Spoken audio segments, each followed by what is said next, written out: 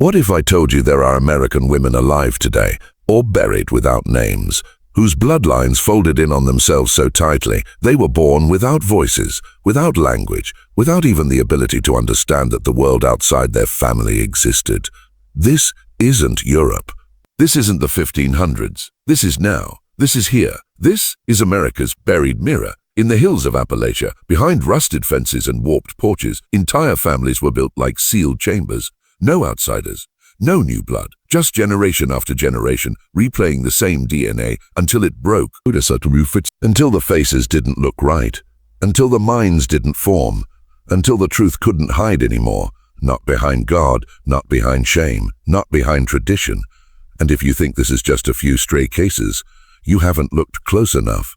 Because this country's darkest rituals don't happen in cathedrals or in Hollywood. They happen quietly, in houses where cousins became lovers, where daughters became wives, where monsters wore the face of family. This video will take you into 5 real stories. Not folklore, not myth, not exaggeration, but documented, traceable legacies of human beings born from incest, raised in silence, and left behind by a society too afraid to look. Their mothers weren't always victims. Sometimes they were participants. Sometimes they were prisoners, but always they were part of a system, one America pretends doesn't exist. And before you dismiss this as fringe, ask yourself, what kind of system allows a church to ignore 15 children who can't speak? What kind of state lets a father raise a daughter only to later father her child? These aren't questions of morality. These are questions of structure. Because incest isn't just personal deviance. It's biological collapse accelerated by social isolation, generational secrecy, and control disguised as love. You are not watching this by accident. Once you hear what comes next, you won't unhear it. And maybe you're supposed to. Supposed to. Maybe this is the beginning of unlearning what you've been told is American family, because behind the curtains of normality is a bloodline of control, and the people it broke on the way down. She was born into silence, not just the quiet of rural isolation, but a silence stitched into her body. Gracie Irene Whitaker came into the world around 1920 in a place called Odd, West Virginia, a town named so truthfully you'd think it was fiction, but the records are real. Her bloodline was a labyrinth. Her parents were first cousins. Their parents, twin brothers. That means Gracie carried a mirrored genome, not just inherited traits, but repeated scripts of DNA, coiled tighter than evolution ever intended. She didn't choose it, but she became the center of it. Gracie later married her double cousin, a man who, genetically, was almost her sibling. His name was John Emery Whitaker. In a place where roads vanished into the woods and government eyes rarely wandered, their union wasn't seen as taboo. It was expected. These weren't monsters in hiding. They were what happened when communities closed in on themselves, physically, genetically, spiritually, when blood became both bond and prison. They had 15 children. The cycle deepened. Some never spoke. Others couldn't walk. A few, the neighbors, would whisper, only grunted like animals. But no one stepped in. No doctors arrived. No social workers knocked. Because in the early 20th century Appalachia, poverty was invisible. And what happens in hollers doesn't make the papers. But here's what did happen. The Whitaker lineage became one of the most extreme documented cases of generational inbreeding in U.S. history. And Gracie? She didn't leave. She lived and died in that same house, surrounded by the family she built, many of whom couldn't function without her. She never gave interviews, never explained her choices. Her story wasn't told by her voice. It was told by the DNA she passed on, the minds it fractured, and the bodies it left malformed. Ask yourself, how does this happen? Not in the Dark Ages, not in war-torn landscapes, but in America. The answer isn't just ignorance, it's design. It's design. Isolation wasn't an accident, it was a structure, a system of spiritual captivity masquerading as tradition, held in place by shame, religion, and the absence of intervention. The kind of absence that lets broken things fester. The kind of absence that creates children who will never speak their own name. Her name was Lorene. You won't find it in a history book. You won't see her quoted in an interview. Because Lorene never spoke, not in full sentences, not in fragments, not even in whispers. Here's in whispers. Born to Gracie and John Emery Whitaker in the 1940s, Lorene was the second layer of a genetic spiral that had already begun to fracture. Her face didn't quite form correctly. Her eyes drifted out of sync. Her limbs were weak. Her mind never fully opened. But she was never alone. That was the tragedy. Laureen lived on the same property her mother was born in. She walked the same floors, slept under the same roof. And though she grew in size, her development was arrested, frozen somewhere between infancy and survival. She never attended a proper school, never read a book, never learned to write her name. In fact, she may not have fully understood that she had won, because her world was closed, sealed. A loop of siblings and cousins who shared the same condition, the same blankness behind their eyes, the same fractured blueprint passed down in silence. And no one stopped it, not because they were evil, but because they were invisible. These weren't criminals hiding a crime. They were casualties of geography, poverty, and the systemic abandonment of rural America. The state didn't come. The doctors didn't test. No one tracked the patterns. And by the time someone noticed, the bloodline had already turned on itself. Decades later, when geneticists finally ran tests on the surviving Whitakers, they found what they feared. A staggering level of homozygosity, identical genes stacked over identical genes. This wasn't just a fluke. It was a collapse, a full biological echo chamber that distorted itself with every generation. And Laureen, she was the echo that broke. She never married, never left. Her caretakers were the very people who shared her genetic fate. She wasn't just shaped by incest. She was surrounded by it. Enclosed by it, her world was a single-room mirror reflecting the same faces, the same conditions, the same slow fade into unawareness, and yet no one ever said her name on television. No billboards were erected in protest. No op-ed mourned her fate, because what happened to Laureen wasn't illegal.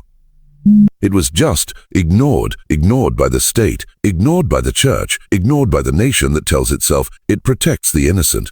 Laureen died, most likely in her 40s or 50s, without ever telling her story. So now we're telling it for her. She was born in Texas, not 100 years ago, just over a decade back. Her name was Rita, and her story doesn't begin in the past. It's still happening, behind the locked doors of a long-term care facility most people in Houston have never heard of. But to understand what she is, you have to understand what made her. Her mother was a teenage girl, not poor, not a runaway, just hidden. And the man who fathered her child wasn't her boyfriend, he was her father. Let that sink in. Rita's mother was both daughter and partner to the same man. It wasn't discovered immediately. Rita was born early, barely breathing. Her face was off, her body fragile. Something in the structure of her skull set off alarms, but not enough to break the illusion. Until the bruises started showing, a hospital social worker requested a full genetic test, and what came back wasn't just damning. It was catastrophic. It was catastrophic. Massive regions of identical DNA, the kind you only see in direct incest. Not cousins, not step-relatives. This was first-degree duplication. Biology screaming through the data, revealing a generational sin coded into a newborn's blood. By the time Rita turned 3, both of her biological parents were in prison. The mother tried to defend it as love, but the law understood what it was, the continuation of a sickness passed down not just through flesh, but through control, through manipulation, through indoctrination. Rita didn't speak. Her tongue didn't move the way it was supposed to. Her eyes rarely focused. She required surgeries, cleft lip, cranial pressure, neurological intervention. A shunt was implanted to drain fluid from her brain. She couldn't walk properly. Her motor skills failed. She screamed often, not from pain, but from something deeper, the kind of suffering that doesn't know how to explain itself. She's a teenager now, still inside the care center, still unable to form a sentence, still carrying the sentence of a crime committed before she could speak. And when people talk about generational trauma, they often speak metaphorically. But Rita is not metaphor. She is the literal embodiment of what happens when the lines blur, when shame becomes normal, and when predators hide behind last names. This isn't folklore. This is modern. This is real. This is America. Comment below the phrase, "A blood tells the truth." Write it twice. Once for yourself. Once for them, because what's coming next, you won't forget her name was Maria, and unlike the others, she knew what she was. Born in the mid-1970s inside a Hutterite colony in South Dakota, Maria was not a secret. She was a child of ritual. Not the kind written in sacred texts, but the unspoken kind passed down in the marrow. Her parents were second cousins. Their parents had been second cousins. The line of descent wasn't tangled. It was perfectly circular. You need to understand, in the Hutterite world, this was not sin. This was safety. This was tradition. Endogamy, marriage within the group, wasn't questioned, it was enforced. To leave the bloodline was to leave God's plan. But no one asked what happens when that plan starts breaking the children it produces. Maria was born with Treacher-Collins syndrome, a rare disorder that distorts the development of facial bones. Her chin was recessed, her ears malformed, her breathing labored, her hearing was nearly gone. Her face told a story that no one around her wanted to read. But unlike so many others, Maria's mind was intact, sharp, watching, processing, and that made it worse. She understood what she looked like. She understood why. She read the medical journals. She saw the genealogical charts. Vuku chart. She traced the loops until they landed in her own body. Most people born from incest never get that chance. Maria did, and she still chose to stay. She wore a hearing aid. She taught herself to sign. She became a caretaker within the colony for children just like her. Her face never changed. Brian. But her presence did. To the younger generation, she became a guide, a protector, a witness. She even married another distant cousin, but outside the at-risk gene pool. They had 2 children, both healthy. She broke the cycle by staying in it but shifting the path. That takes a kind of strength that isn't loud. It's ancestral. But let me be clear. Maria's story is rare not because she survived, but because she understood. She knew what Treacher-Collins was. She knew why it was showing up more frequently in their colony. And she still chose compassion over resentment. Most don't get that choice. Most don't even know they're cursed until the 3rd or 4th generation reveals the price. Maria's story isn't about victory. It's about exposure. A warning written not in headlines but in cheekbones and jawlines that echo back decades. Genetics doesn't care about tradition. It waits, quietly, until it is undeniable. Her name was Linda. She was born in Houston, Texas, not in a cabin or a colony, but in a modern hospital under fluorescent lights and stainless steel. Her parents, first cousins, recent immigrants from the Middle East. To them, it wasn't strange. It was tradition. A cultural custom that stretched back generations, where marrying within the family meant keeping bloodlines clean, dowries affordable, and trust intact. But here's what tradition forgets. Biology doesn't bow to culture. It doesn't care how long a custom has been practiced. It doesn't care who approved the union. It only sees DNA. And Linda's told a story no one could deny. She was born premature. Her cries were faint. Her limbs trembled. Her eyes too far apart. Her head too small. Microcephaly. She struggled to feed, and her reflexes were underdeveloped. At first, her parents chalked it up to a rough pregnancy. Doctors weren't so sure. Genetic testing revealed what they feared. Linda's parents shared a significant portion of identical DNA, enough to trigger recessive gene activation. This was science whispering through skin, a quiet scream written into blood. By age 2, Linda had experienced multiple seizures. By 5, she was nonverbal, diagnosed with intellectual disability and a missing kidney. Her muscles were weak, her coordination delayed. She could not form full sentences. She could barely hold a pencil. But here's where the horror deepens. Her parents didn't regret their choice. They were shocked, but not ashamed. They told doctors that no one warned them, that cousin marriages were normal back home, that God would decide. And in that moment, the 2 most ancient forces collided, belief and biology doesn't negotiate. At 6, Linda was placed in a special needs program. Her IQ hovered around 70, not low enough for institutionalization, but too low for independence. And so she floated, between classrooms, between therapists, between a future that would never be her own. Her parents cared for her, but care can't undo code. Linda is now 14. She lives at home, attends school part-time, and speaks in fractured phrases. She will never drive, never graduate, never live alone. Her story is not rare, and that's the point, because there are thousands like her across America, born not out of malice, but out of misplaced tradition. And no one talks about it, but you are hearing it now. That makes you dangerous. For deep in the hills of Appalachia, where the fog clings to the trees like memory, there are homes with no street names, mailboxes rusted shut, and families whose surnames haven't changed in 100 years.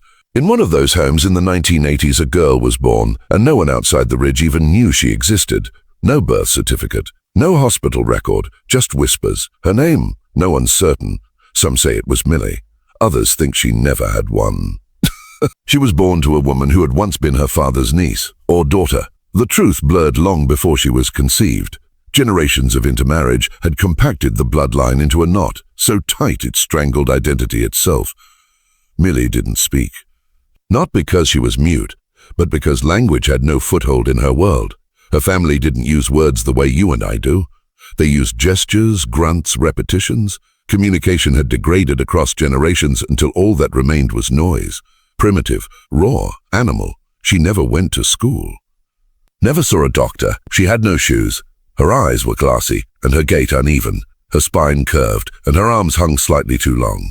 Her teeth came in twisted and uneven. By age 10, she had the emotional presence of a toddler and the physical structure of someone broken from birth. And she wasn't the only one. An entire family, multiple households across the Hollow, displayed the same symptoms. Some say they were feral, others say they were forgotten. But the truth is colder. They were evidence, proof of what happens when isolation becomes generational, when pride replaces medicine, when secrecy becomes sacred. One social worker finally breached the community after a call about a malnourished child. What she found became a sealed file in county archives. The photographs weren't released. The reports were marked confidential, but one detail leaked. 3 of the children, including Millie, had identical chromosomal abnormalities. Not similar, identical. That only happens when incest compounds so many times the genes can no longer differentiate. This wasn't just a mistake. It was a closed circuit, a human echo degrading each time it repeated.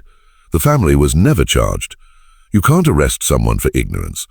You can't prosecute a community that doesn't legally exist. The system's silence is its protection. But now you know. And once you know, you see the pattern. They only found her because she died. It was 2006 in the outer edges of Tennessee's Smoky Mountains. A man was clearing land for a private hunting cabin when he stumbled across an old trailer, half sunken, rusted through, wrapped in overgrowth. Inside was the body of a woman, no more than 45, wrapped in a sheet and placed in a shallow wooden box. No headstone, no identification, just a waxy, sunken face staring back at nothing. Authorities were called. Forensics teams arrived. At first, they thought it was abandonment, an overdose, a squatter death. But then the autopsy revealed something stranger. The woman had no major organs fully intact. Her heart was malformed, her lungs underdeveloped. Her pelvic bones had fused in a way rarely seen outside ancient deformities. She had never given birth. She had barely lived, and her brain, when scanned, showed developmental structure similar to someone with profound intellectual disability. But what broke the case wasn't what was inside her. It was who buried her. Fingerprints on the plywood box matched a local man, age 72, who had lived 2 counties over and passed away the previous year. When they tracked down his extended family, the picture became clearer and more horrifying. The dead woman had been his daughter, and his sister, born of a secret relationship between siblings that had lasted decades, hidden behind a remote property line, and protected by a clan that valued blood above law. Her name had never been registered. She had never gone to school, never filed taxes, never seen a dentist. She was referred to only as a girl. No one knew her exact age. No one had taken a photo. She existed like a shadow on paper. Mentioned, whispered, but never proven. DNA confirmed it. The man had fathered her, with his sister, both now dead. But the child they created, a woman who never spoke, never traveled, never learned, had been living alone for nearly 6 months after both her caretakers died. Her death came from starvation and infection, alone, in a box. Forgotten. There was no funeral, no obituary. Just a medical report filed quietly in the county office. The trailer was demolished, the land sold, and with that, the record of one of America's most grotesque genealogies was buried again. Except now, you've heard it. You've seen what they tried to erase, and the descent isn't over yet. It was on national television. You've probably seen it and didn't even know what you were looking at.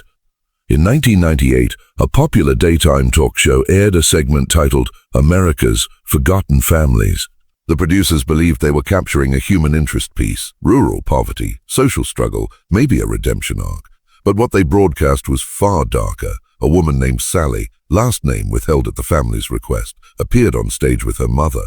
She was 26, or so they claimed. In reality, she had no birth certificate, no social security number, and no formal identity. She looked 40. Her face drooped on one side. Her teeth were missing in irregular gaps. She slurred her words and had trouble sitting upright. The crowd laughed. The host leaned in with fake concern, asking about life in the mountains. Sally nodded. Her mother answered for her. "She's special," the woman said. "She just needs quiet. God made her that way." What no one questioned was the real story, a pattern hidden behind kindness and country charm. Sally was the result of 3 generations of unbroken cousin marriages, beginning with a pair of siblings who had children together in 1931. Each subsequent generation continued the practice. Why? Because they believed it preserved the family's purity. Outside blood was considered dangerous, contaminated, untrustworthy. The host made jokes. The segment ended. The internet forgot. But Sally's medical history didn't. A journalist followed up years later, found her living alone in a cabin, surviving on disability checks she could barely understand. Her mother had died. No one else claimed her. The reporter requested her medical file through a FOIA request and uncovered the truth. Multiple congenital malformations, a genetic X score below 60, and markers consistent with what geneticists call a compound heterozygosity. In simple terms, MERS. Sally's chromosomes had become so overlapped that nature could no longer correct their errors. This wasn't just an isolated case. It was a symptom of a system that treats incest like a punchline when it's quiet, but like horror when it's revealed. No social services intervened. No legal actions were taken, because technically nothing illegal had happened. Just generations of willful ignorance compounded by tradition, sealed by shame. Sally's image is still out there. A meme now, a blurred photo attached to a thread about Appalachian weirdos. But behind it is a real woman, one who never had a choice, one whose DNA was shaped by decisions made long before she was born. If you're still here, say it now, out loud, twice. Bloodlines carry memory. Our bloodlines carry memory. It marks you, sets you apart. Because most won't dare say it, but you just did. There is one story left. It has no name, no record, no official diagnosis, only silence, and a photograph buried in the archives of a state-run mental institution that closed its doors in 1981. In the photo, a young woman stands in a hallway, barefoot, her back arched, her mouth slightly open as if trying to speak, but failing. Her hands hang stiffly, curled inwards. Then her eyes, they're blank but watching you. A note scribbled on the back says, Patient #34 admitted 1956. Suspected incestuous origin, no verbal capacity, no known family willing to claim. She had been found wandering near a train track in Kentucky, wrapped in a bedsheet, barefoot in the snow. The doctors said she was maybe 16. She never said a word, never responded to names, but she could draw. Repetitive shapes, spirals, circles, always with a heavy hand. Always pressing through the paper, her scans revealed an anomaly, a neurological pattern rarely seen where the corpus callosum, the bridge between brain hemispheres, was partially fused. It's a mutation often seen in extreme inbreeding. One doctor called her a genetic time capsule. Another called her a mirror into American sin. They kept her in the facility for 25 years. No one visited, no one asked questions. When the institution closed in the 80s, she was transferred to a state ward. Then, nothing, no grave, no funeral, no obituary. Just a patient #34 fading from the system like a smudge wiped from a page. But here's the part that should unsettle you. Her DNA was studied, quietly, privately. The geneticist who examined her samples wrote one sentence in the margin of his report. Evidence suggests at least 5 consecutive generations of consanguinity. This is not a family. This is a lineage collapsed inward. That phrase has haunted the handful who've read the file. A lineage collapsed in. And that's the truth buried under these stories. These women, Gracie, Laureen, Rita, Maria, Linda, Millie, Sally, and the nameless ones, they are not accidents. They are not monsters. They are not folklore. They are the result of what happens when shame, secrecy, isolation, and pride all conspire to rewrite nature, when tradition becomes a trap. When blood replaces love. You weren't supposed to hear this, but now you have. And you will never see a face, any face, quite the same again. Because some truths don't just inform you, they alter you, and this was one of them.